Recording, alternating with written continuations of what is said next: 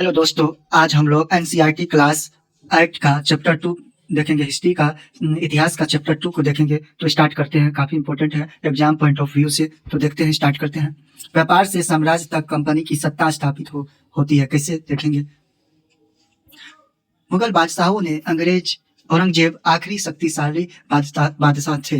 इन्होंने वर्तमान भारत में एक बहुत बड़े हिस्से पर नियंत्रण स्थापित कर लिया था। 1707 ईस्वी में उनकी मृत्यु के बाद बहुत सारे मुगल सूबेदार और बड़े बड़े जमींदार अपनी ताकत दिखाने लगे थे। उन्होंने अपनी क्षेत्रीय रियासतें कायम कर ली थी। जैसे जैसे विभिन्न भागों में ताकतवर क्षेत्रीय रियासतें सामने आने लगी, दिल्ली अधिक दिनों तक प्रभावी केंद्र के रूप में नहीं रह सका। 18वीं सदी के उत्तरार्ध तक राजनीतिक क्षितिज पर अंग्रेजों के रूप में एक नई ताकत उभरने लगी थी। क्या आप जानते हैं कि अंग्रेज पहल एक छोटी सी व्यापारिक कंपनी के रूप में भारत आए थे और यहाँ के इलाकों पर कब्जे में उनकी ज्यादा दिलचस्पी नहीं थी। तो फिर ऐसा कैसे हुआ कि एक दिन वे एक विशाल साम्राज्य के स्वामी बन गए। तो उसी के बारे में हम लोग देखते हैं। देख सकते हैं आप लोग फिगर के थ्रू। कैप्टन हडसन द्वारा बहादुर शाह जफर मुगल के अंतिम शासक, उनके बेटा की गिरफ्तारी। औरंगजेब के बाद कोई मुगल बादशाह इतना ताकतवर तो नहीं हुआ, लेकिन एक प्रतीक के रूप में मुगल बादशाहों का महत्व बना हुआ था। जब 1857 ईस्वी में ब्रिटिश शासन के विरुद्ध भारी विद्रोह शुरू हो गया, तो विद्रोहियों ने मुगल बादशाह बहादुर शाह जफर को ही अपना नेता मान लिया। जब विद्रोही कुचल दिया गया, तो कंपनी ने बहादुर शाह जफर को देश छोड़ देने के लिए मजबूर कर दिया और उनके बेटों को जफर के सामने ही मार डाला। देखते हैं। पूर्व में ईस्ट इंडिया कंपनी का आना। सन 1600 ईस्वी में ईस्ट इंडिया कंपनी ने इंग्लैंड की महारानी एलिजाबेथ प्रथम से चार्टर अर्थात इजाजतनामा हासिल कर लिया, जिससे कंपनी को पूरब से व्यापार करने का अधिकार मिल गया। देख सकते हैं आप लोग, पूरब से व्यापार करने का अधिकार मिल गया। इजाजतनामे का मतलब यह था कि इंग्लैंड की कोई और व्यापारिक कंपनी इस इलाके में ईस्ट इंडिया कंपनी से होड़ नहीं कर सकती थी। इस चार्टर के सहारे कंपनी समुद्र पार जाकर नए इलाकों को खंगाल सकती थी। वहां से सस्ती कीमत पर चीजें खरीद कर उन्हें यूरोप में उच्च कीमत पर बेच सकती थी। कंपनी को दूसरी अंग्रेज व्यापारिक कंपनियों से प्रतिस्पर्धा का कोई भय नहीं था, कोई डर नहीं था। उस जमाने में वाणिज्यिक कंपनियां यानी मोटे तौर पर प्रतिस्पर्धा से बचकर ही मुनाफा कमा सकती थी। अगर कोई प्रतिस्पर्धा न हो तो तभी वे सस्ती चीजें खरीद कर उन्हें ज्यादा कीमत पर बेच सकती थी। आप लोग देख सकते हैं 18वीं सदी में भारत तक आने वाले रास्ते देख सकते हैं आप, पूर्वी से कैसे भारत आया, इस तरह से हम लोग देख सकते हैं। वाणिज्यिक क्या है? एक ऐसा व्यवसायिक उद्यम जिसमें चीजों को सस्ती कीमत पर खरीद कर और ज्यादा कीमत पर बेचकर यानी मुख्य रूप से व्यापार के जरिए मुनाफा कमाया जाता था। लेकिन यही शाही दस्तावेज दूसरी यूरोपीय ताकतों को पूरब के बाजारों से आने नहीं रोक सकता था। जब तक इंग्लैंड के जहाज अफ्रीका के पश्चिम तट को छूते हुए केप ऑफ गुड होप का चक्कर लगाकर हिंद महासागर पार करते हुए तब पुर्तगालियों ने भारत के पश्चिमी तट पर अपनी उपस्थिति दर्ज करा दी थी।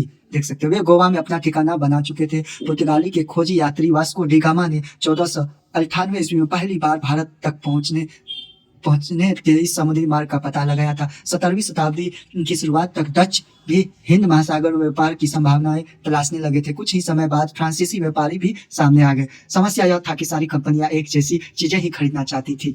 यूरोप के बाजारों में भारत के बने बारीक सूती कपड़े और रेशम की जबरदस्त मांग थी। इनके अलावा काली मिर्च, लौंग क्या होता है, लौंग, काली मिर्च, इलायची। अब छोटी इलायची केरल और बड़ी इलायची पूछेगा तो सिक्किम और दालचीनी को भी जबरदस्त मांग करती रहती थी। यूरोपीय कंपनियों के बीच इस बढ़ती प्रतिस्पर्धा से भारतीय बाजार में इन चीजों की कीमतें बढ़ने लगी और उनसे मिलने वाली मुनाफा गिरने लगी। तब इन व्यापारिक कंपनियों के फलने फूलने का यही एक रास्ता था। वे अपनी प्रतिस्पर्धा कंपनियों को खत्म कर दे। लिहाजा बाजारों पर कब्जे की गई इस होड़ में व्यापारिक कंपनियों के बीच लड़ाइयों की शुरुआत कर दी। 17वीं और 18वीं सदी में जब भी मौका मिलता एक कंपनी किसी एक दूसरी कंपनी के जहाज डुबो देती, रास्ते में रुकावटें खड़ी कर दी और माल से लदे जहाजों को आगे देखिए बढ़ने से रोक देती। यह व्यापार हथियारों की मदद से चल रहा था और व्यापारिक चौकियों को किलेबंदी के जरिए सुरक्षित रखा जाता था। अपनी बस्तियों को किलेबंद करने और व्यापार में मुनाफा कमाने की इन कोशिशों के कारण स्थानीय शासकों से भी टकराव होने लगा। इस प्रकार व्यापार और राजनीति को एक दूसरे से अलग रखना इस कंपनी के लिए मुश्किल होता जा रहा था। आइए देखते हैं इसको। ईस्ट इंडिया कंपनी जो बंगाल में व्यापार शुरू करती है, कैसे उसको देखते हैं हम। पहली इंग्लिश फैक्ट्री 1651 ईस्वी में हुगली नदी के किनारे शुरू की गई। कंपनी के व्यापार यहीं से अपना काम चलाते थे। इन व्यापारियों को उस जमाने में फैक्टर कहा जाता था। क्या कहा जाता था? फैक्टर कहा जाता था। इस फैक्ट्री में वेयर हाउस था जहां निर्यात होने वाली चीजें को जमा किया जाता था। यहीं पर उसके दफ्तर थे जिनमें कंपनी के अफसर बैठते थे। किसमें? फैक्टर में। जैसे जैसे व्यापार फैला, कंपनी ने सौदागरों और व्यापारियों को फैक्ट्री के आसपास आकर बसने के लिए प्रेरित किया। 1696 ईस्वी तक कंपनी ने इस आबादी के चारों तरफ एक किला बनाना शुरू कर दिया। कब? 1696 में। 2 साल बाद उसने मुगल अफसरों को रिश्वत देकर 3 गांवों की जमींदार भी खरीद ली। इनसे एक गांव कालीकट्टा था, बाद में कलकत्ता बना। कालीकट्टा का ही नाम बाद में कलकत्ता बना। इसे कोलकाता कहा जाता है। कंपनी ने मुगल सम्राट औरंगजेब को इस बात के लिए भी तैयार कर लिया कि वह कंपनी को बिना शुल्क चुकाए व्यापार करने का फरमान जारी कर सकता। नेक्स्ट देखते हैं हम लोग। फरमान क्या होता है? फरमान एक शाही आदेश होता है। क्या होता है? शाही आदेश।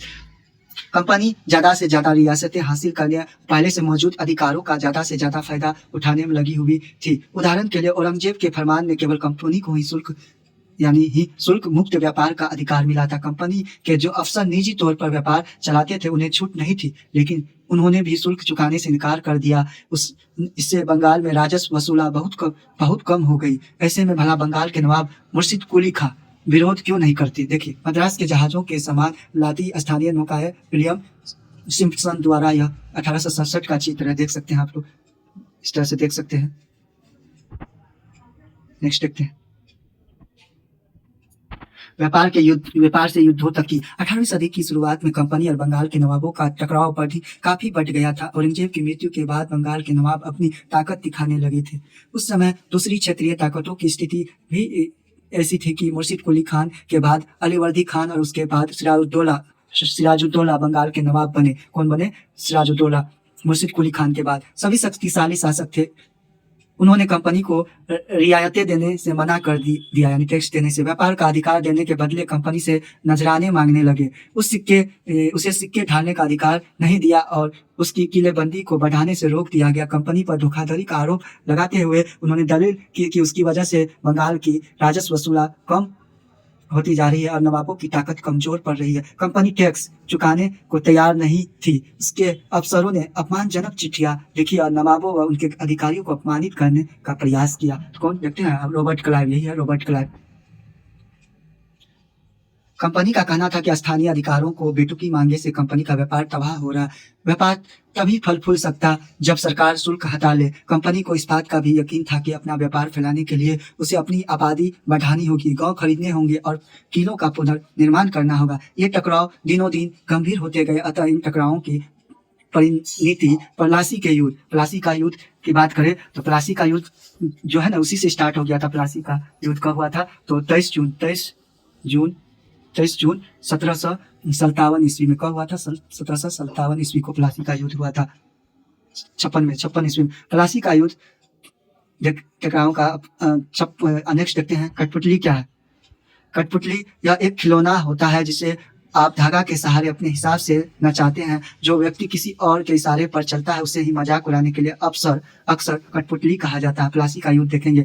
23 जून 1756 ईस्वी में अलीवर्दी खान की मृत्यु के बाद सिराजुद्दौला बंगाल के नवाब बने। कंपनी को सिराजुद्दौला की ताकत से काफी भय था, डर था। सिराजुद्दौला की जगह कंपनी एक ऐसा कठपुतली यानी नचाने वाला, जिसको मजाक उड़ाने वाला नवाब चाहती थी, जो उसे व्यापारिक रियासतें और अन्य सुविधाएं आसानी से देने में आनाकानी न करे। कंपनी ने प्रयास किया कि सिराजुद्दौला के प्रतिद्वंदियों से किसी को नवाब बना दिया जाए। कंपनी को कामयाबी नहीं मिली। जवाब में सिराजुद्दौला ने हुक्म दिया।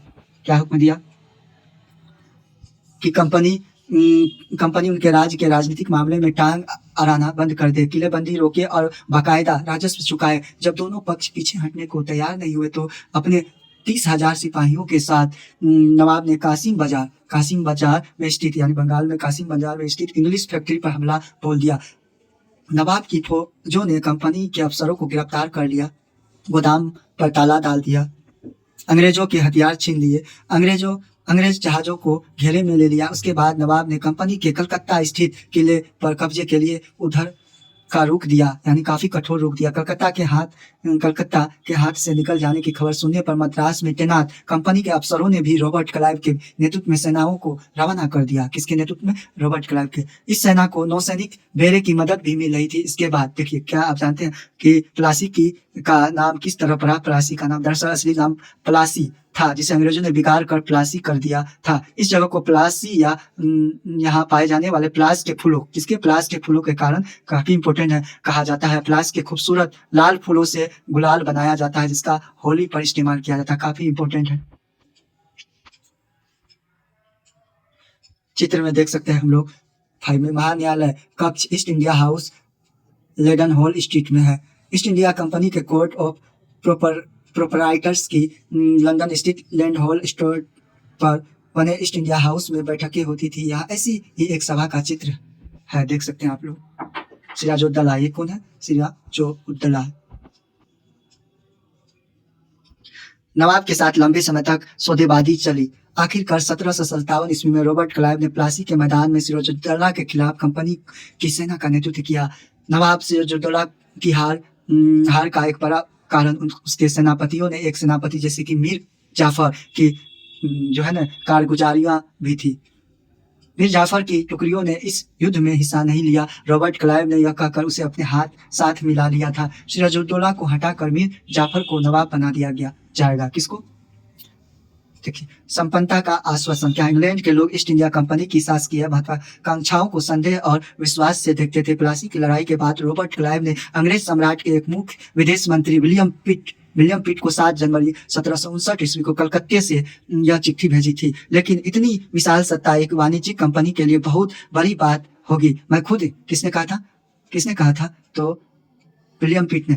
मैं खुद यह सोचकर अभिभूत हूँ कि इन समृद्ध रियासतों पर पूरा कब्जा हासिल करने में कोई परेशानी नहीं आएगी। अब मैं यह फैसला आप पर छोड़ता हूँ कि क्या सालाना 20 लाख स्टर्लिंग की आमदनी और 3 प्रांतों का कब्जा कोई ऐसी चीज है जिस पर इतना शोर मचाना उचित हो। देखते हैं नेक्स्ट। प्लासी की जंग इसलिए महत्वपूर्ण मानी जाती है क्योंकि भारत में यह कंपनी की पहली बड़ी जीत थी। यहीं से स्टार्ट हुई। प्लासी की जंग के बाद सिराजुद्दौला को मार दिया गया और मीर जाफर को नवाब बना दिया गया। कंपनी अभी भी शासन की जिम्मेदारी संभालने को तैयार नहीं थी। उसका मूल उद्देश्य तो व्यापार को फैलाना था। अगर यह काम स्थानीय शासकों की मदद से बिना लड़ाई लड़े ही किया जा सकता था तो किसी राज्य को सीधे अपने कब्जे में लेने की क्या जरूरत थी। देख सकते हैं अंग्रेजों को। जल्दी ही कंपनी को एहसास होने लगा कि यह रास्ता भी आसान नहीं है। कठपुतली नवाब भी हमेशा कंपनी के इशारों पर नहीं चलते थे। आखिरकार उन्हें भी तो अपनी प्रजा की नजर में सम्मान और संप्रभुता का दिखावा करना पड़ता था। देख सकते हैं नवाब की शिकायतें। 1733 ईस्वी में बंगाल के नवाब ने इंग्लिश इंडिया कंपनी के बारे में यह कहा। जब वे पहली बार हमारे देश में आए थे तो उन्होंने सरकार के सामने विनती करते हुए कहा था कि उन्होंने एक फैक्ट्री बनाने के लिए थोड़ी सी जमीन दे दी जाए। उन्होंने वह जमीन तो मिल गई पर उन्होंने तो वहां मजबूत किला ही खड़ा कर डाला। देख सकते हैं नवाब का शिकायत। उसके बाद चारों तरफ गड्ढे बना दिए जो नदी से जुड़े हैं। दीवारों पर उन्होंने न जाने कितनी तोपें तैनात कर दी। उन्होंने बहुत सारे सौदागरों और अन्य लोगों को अपने मातहत रहने के लिए तैयार कर लिया और वह 1 लाख रुपये राजस्व वसूल कर रहे हैं। वे असंख्य औरतों और मर्दों को उनके ही देश में गुलाम बनाकर लूट खसोट रहे हैं। नवाब कह रहे थे सिराजुद्दौला। देख सकते हैं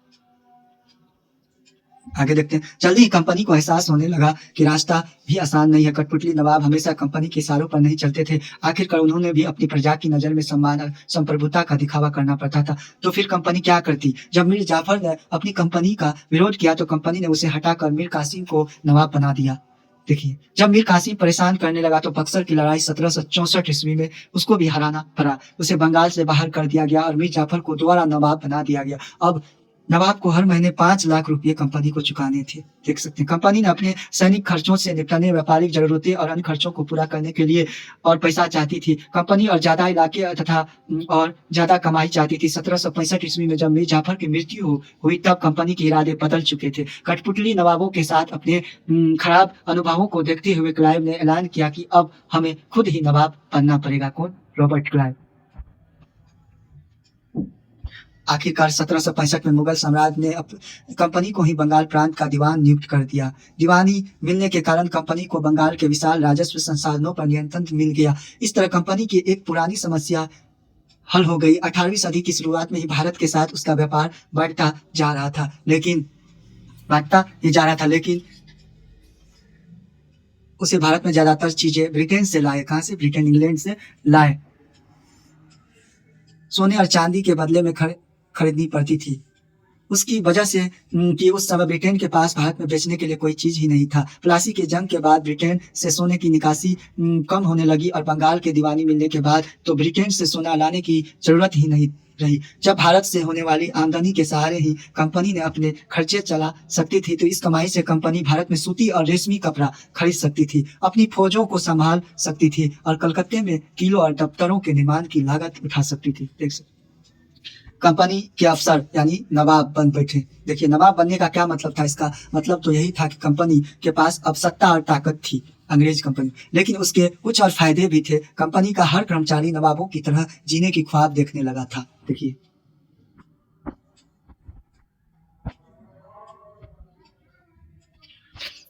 प्लासी के युद्ध के बाद बंगाल के असली नवाबों को इस बात के लिए बाध्य कर दिया गया कि वे कंपनी के अफसरों को निजी तोहफे के तौर पर जमीन और बहुत सारा पैसा दे। खुद रॉबर्ट क्लाइव ने ही भारत में बेहिसाब दौलत जमा कर ली थी। देखिए, पहले अंग्रेज जो था कंपनी का। 1743 ईस्वी में जब वह इंग्लैंड से मद्रास अब चेन्नई नाम पड़ गया आया, तो उसकी उम्र 18 साल थी। किसका? रॉबर्ट क्लाइव का। 1767 में जब वह 2 बार गवर्नर बनने के बाद हमेशा के लिए भारत से रवाना हुआ, तो यहाँ उसकी दौलत देखिए कितना था, 4,01,102 पाउंड के बराबर थी। पाउंड में पाओ। दिलचस्प बात यह है कि गवर्नर के अपने दूसरे कार्यकाल में उसे कंपनी के भीतर फैले भ्रष्टाचार को खत्म करने का काम सौंपा गया था, लेकिन 1772 ईस्वी में ब्रिटिश संसद ने उसे खुद भ्रष्टाचार के आरोप पर अपनी सफाई देनी पड़ी थी। देखिए, सरकार ने को उसकी अकुत संपत्ति के स्रोत संदेह स्पष्ट लग गए थे, पता चल गया था।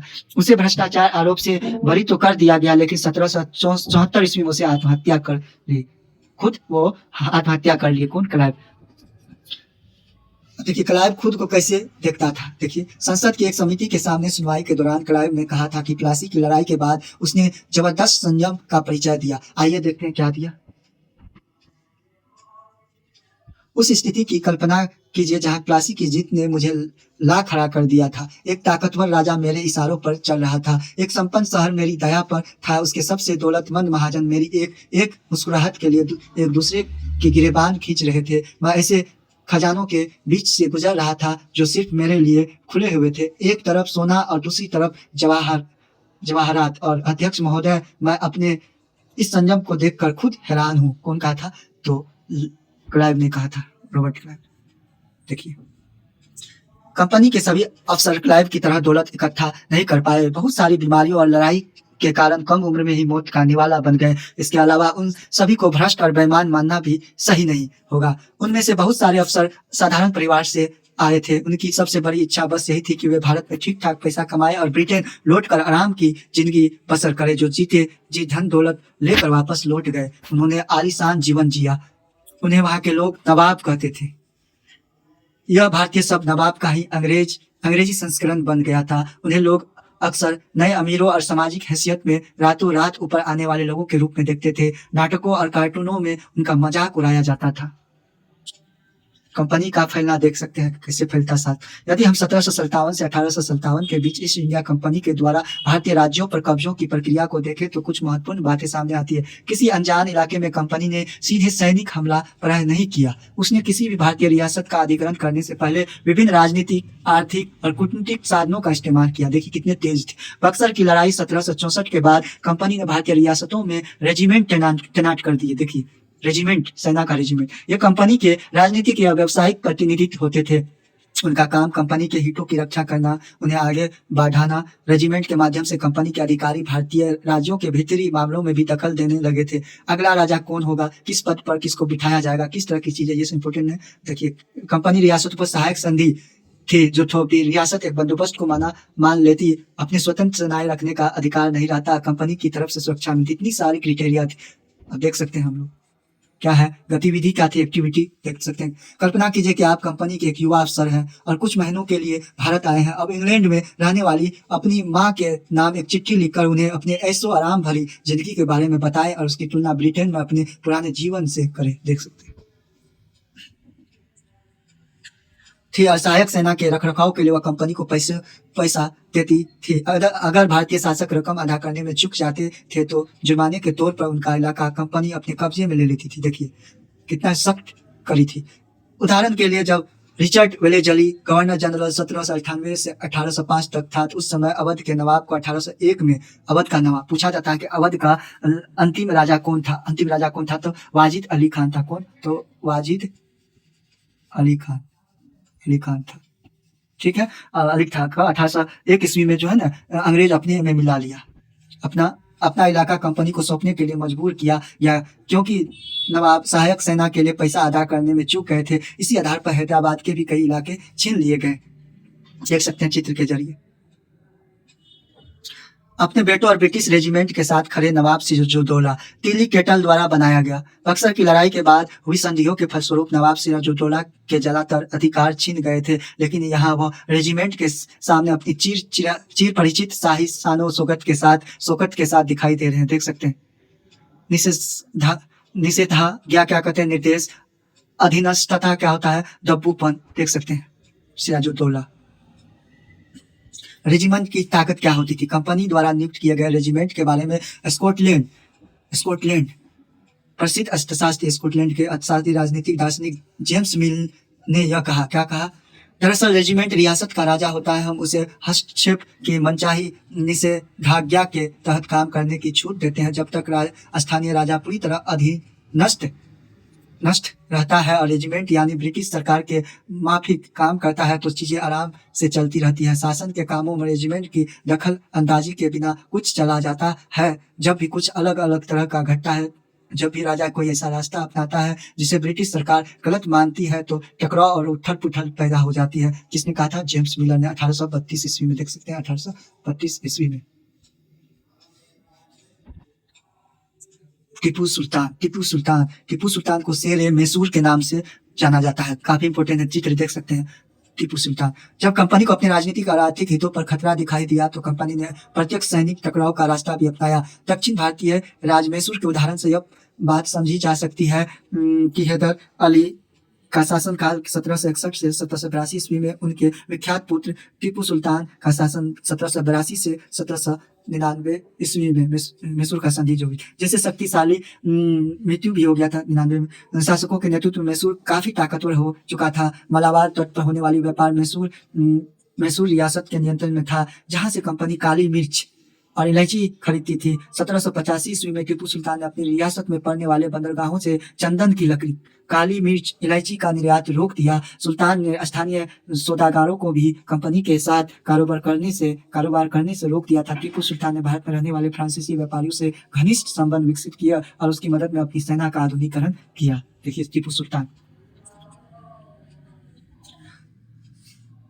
के बेटों को बंधक के रूप में कार्नवालिस के सामने पेश किया जा रहा है, डेनियल आर्म के द्वारा। देख सकते हैं कौन? तो डेनियल आर्म के द्वारा टीपू सुल्तान के बेटों को किसके सामने? कार्नवालिस के सामने।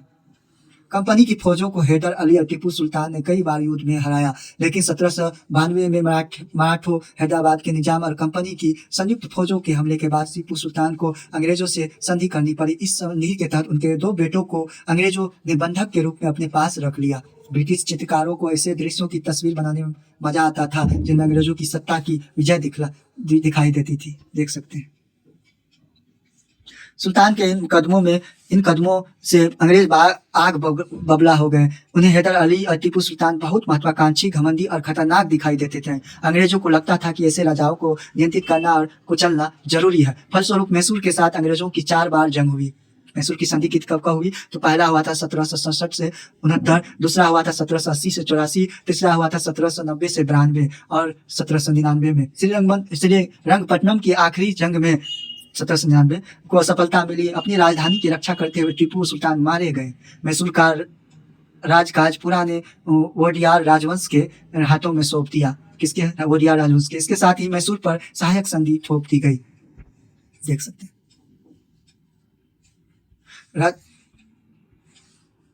राजाओं की छवि अक्सर जनश्रुतियों से भी बनती है। प्रचलित किस्सों में उनकी ताकत का खूब यशगान किया जाता है। 1783 में मैसूर के राजा बने टीपू सुल्तान के बारे में कहा जाता है कि एक बार वे अपनी फ्रांसीसी दोस्त के साथ जंगल में शिकार खेलने गए थे। वहां एक शेर उनके सामने आ गया। उनकी बंदूक ने मौके पर हाथ नहीं दिया और कटार भी जमीन पर गिर गई।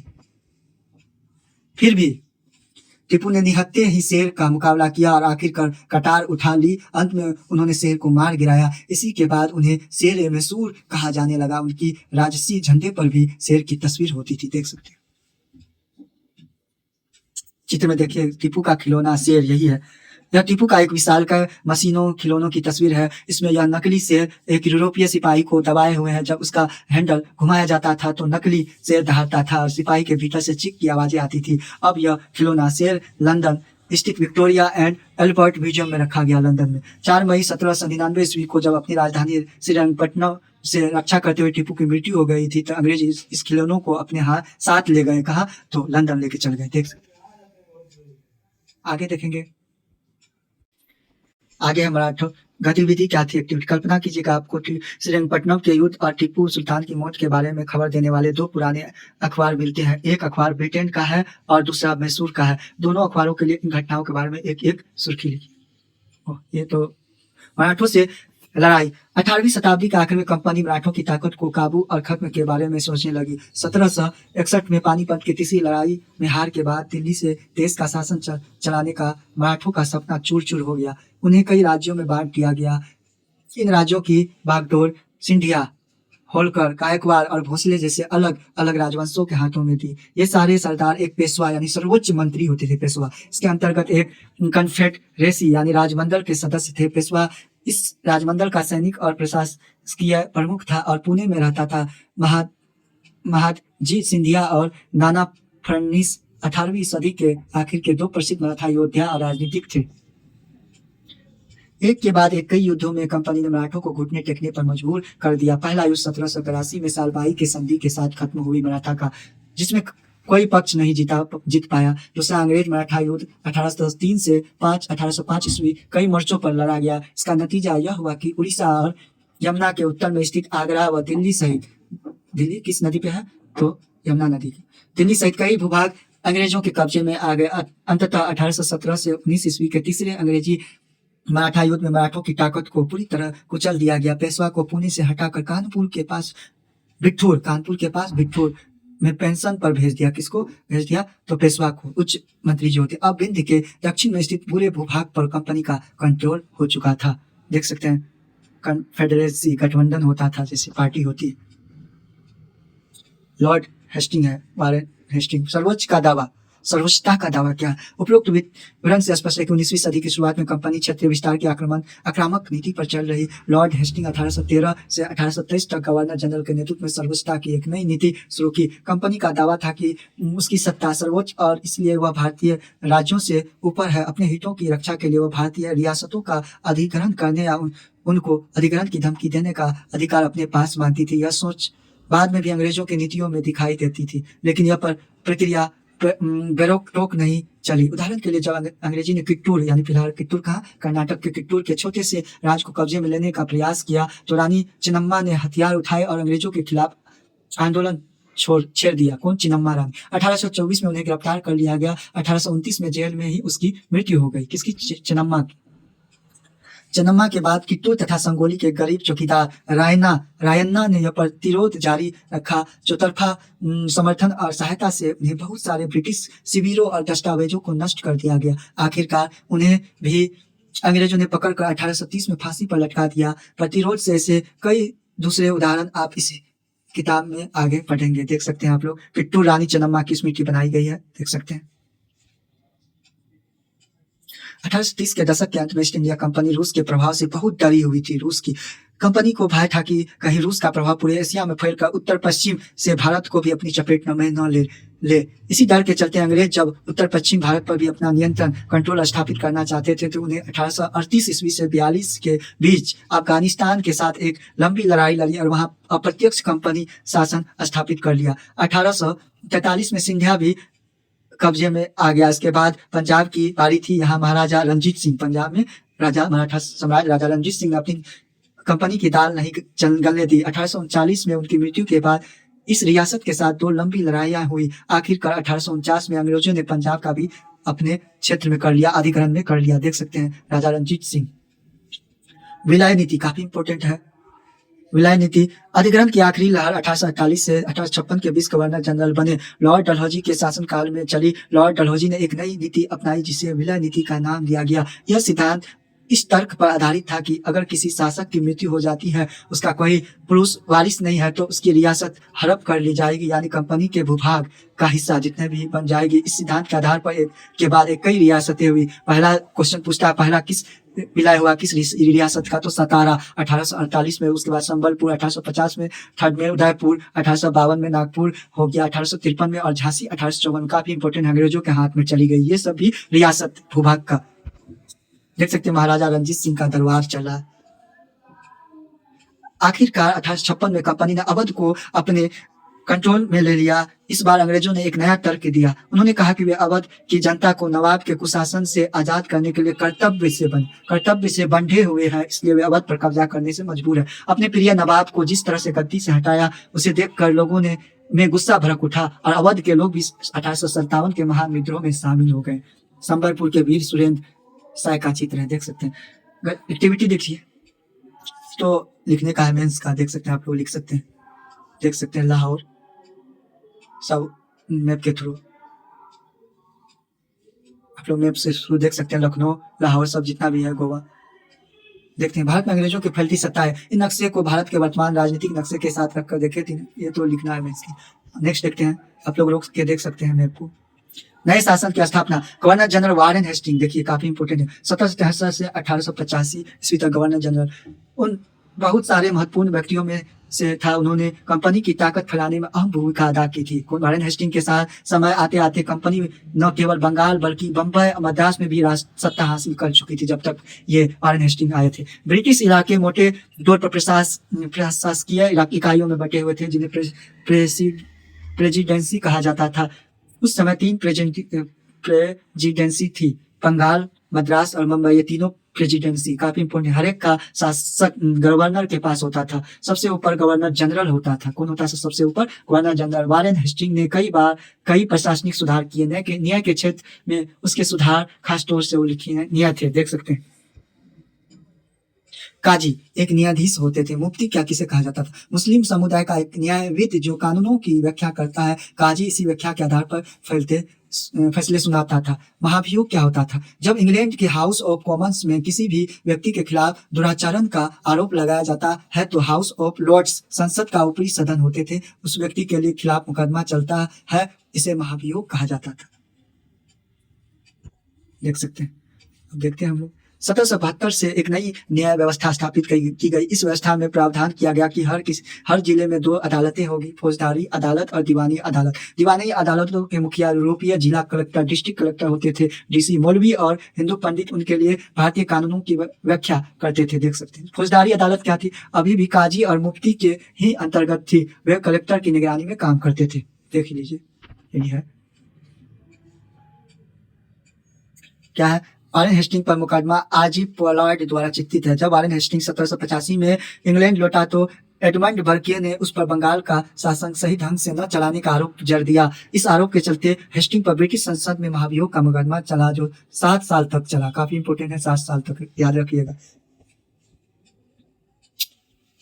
एक बड़ी समस्या यह थी कि ब्राह्मण पंडित धर्मशास्त्र की अलग अलग शाखाओं के हिसाब से स्थानीय कानूनों को अलग अलग व्याख्या कर देते थे। इन भिन्नता को खत्म करके समरूपता लाने के लिए 1775 में 11 पंडितों की भारतीय कानूनों का एक संकलन तैयार करने का काम सौंपा गया। एन.बी. हॉल हेड ने इस संकलन का अंग्रेजी में अनुवाद किया। 1778 तक यूरोपीय न्यायाधीशों के लिए मुस्लिम कानूनों की भी एक संहिता तैयार कर ली गई। 1773 के रेगुलेटिंग एक्ट के तहत एक नए सर्वोच्च न्यायालय की स्थापना की गई। इसके अलावा कलकत्ता में अपीलीय अदालत, जिसको सदर निजाम अदालत भी की स्थापना भी की गई। भारतीय जिले में कलेक्टर सबसे बड़े ओहदा होता था, जैसा कि नाम से ही पता चलता है। इसका मुख्य काम लगान और कर इकट्ठा करना तथा न्यायाधीशों, पुलिस अधिकारियों व दरोगा की सहायता से जिले में कानून व्यवस्था बनाए रखना होता था।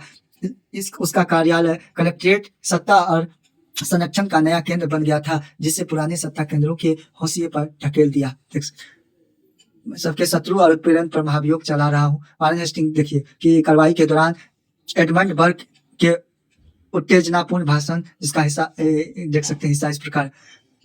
मैं उनके यानी हेस्टिंग के ऊपर भारत के लोगों की ओर से महाभियोग चला रहा हूँ, जिनके अधिकारियों को उन्होंने पैरों तले रौंद दिया और जिनके देश को उन्होंने रेगिस्तान बना दिया। अंत में मानव स्वभाव के नाम पर, स्त्री पुरुष के नाम पर, हर उम्र के नाम पर, हर ओहदे के नाम पर मैं सबके साझा शत्रु और सबके उत्पीड़न पर महाभियोग चला रहा हूँ।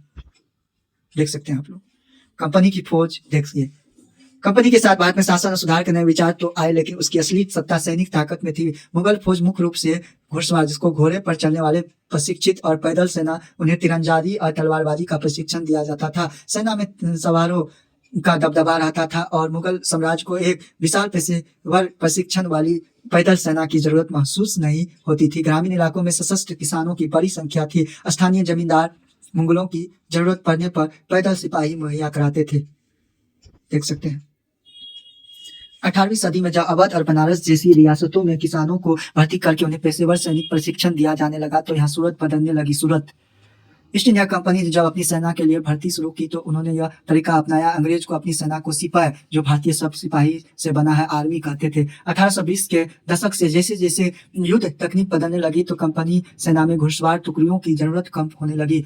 इसकी वजह यह थी कि ब्रिटिश साम्राज्य बर्मा, अफगानिस्तान और मिस्र में भी लड़ रहा था, जहां सिपाही मस्केट, जिसको तोड़ेदार बंदूक और मैचलॉक से लेस होते थे। कंपनी की सेना के सिपाहियों को बदलती सेना आवश्यकताओं का ध्यान रखना पड़ता था। अब उसकी पैदल टुकड़ी ज्यादा महत्वपूर्ण होती जा रही थी। 19वीं सदी की शुरुआत में अंग्रेज एक समरूप सैनिक संस्कृति विकसित करने लगे थे। कौन? अंग्रेज। सिपाहियों को यूरोपीय ढंग का प्रशिक्षण, अभ्यास और अनुशासन सिखाया जाने लगा। अब उनका जीवन पहले से भी ज्यादा था। धर्मशास्त्र क्या? संस्कृत की ऐसी कृतियां जिनमें सामाजिक तौर तरीकों और आचरण के सिद्धांतों की व्याख्या की जाती है। धर्मशास्त्र ईस्वी पूर्व 500 ईस्वी पूर्व से पहले लिखे गए थे। सवार क्या था? घुड़सवार। मास्केट पैदल सिपाहियों द्वारा इस्तेमाल किए जाने वाले। मैचलॉक क्या? शुरुआती दौर की बंदूक, जिसे बारूद को माचिस से चिंगारी दी जाती थी। देख सकते हैं चित्र क्या? कंपनी के लिए काम करने वाला बंगाल का एक सवार एक अज्ञात भारतीय चित्रकार द्वारा बनाया गया 1780 ईस्वी में। मराठों और मैसूर के साथ हुए युद्धों के बाद कंपनी को अपनी घुड़सवार टुकड़ियों को मजबूत करने की अहमियत समझ में आने लगी थी। नियंत्रित था। इस कोशिश में कभी कभी समस्या आ जाती थी, क्योंकि पेशेवर सिपाहियों की सेना खड़ा करने के चक्कर में अंग्रेज कई बार जाति और समुदाय की भावनाओं को नजरअंदाज कर देते थे। भला लोग अपनी जातीय और धार्मिक भावनाओं को इतनी आसानी से कैसे छोड़ सकते? वे खुद पर अपने समुदाय का देख सकते। सिपाही क्या महसूस? जीवन और अपनी पहचान यानी कौन है, इस बात पर एहसास करने के लिए थे। निष्कर्ष क्या होगी? देख सकते। निष्कर्ष: ईस्ट इंडिया कंपनी एक व्यापारिक कंपनी से बढ़ते भौगोलिक औपनिवेशिक शक्ति बन गई। 19वीं सदी की शुरुआत में नई भाप इंजन की तकनीक आने से प्रक्रिया तेज हुई। तब इस समुद्र मार्ग से भारत पहुंचने में 6 से 8 माह का समय लग जाता था।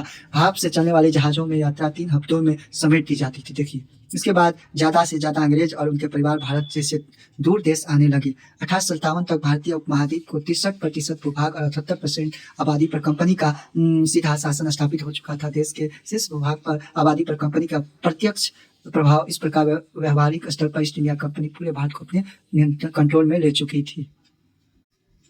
अन्यत्र क्या था? दक्षिण अफ्रीका में दास व्यापार क्या था?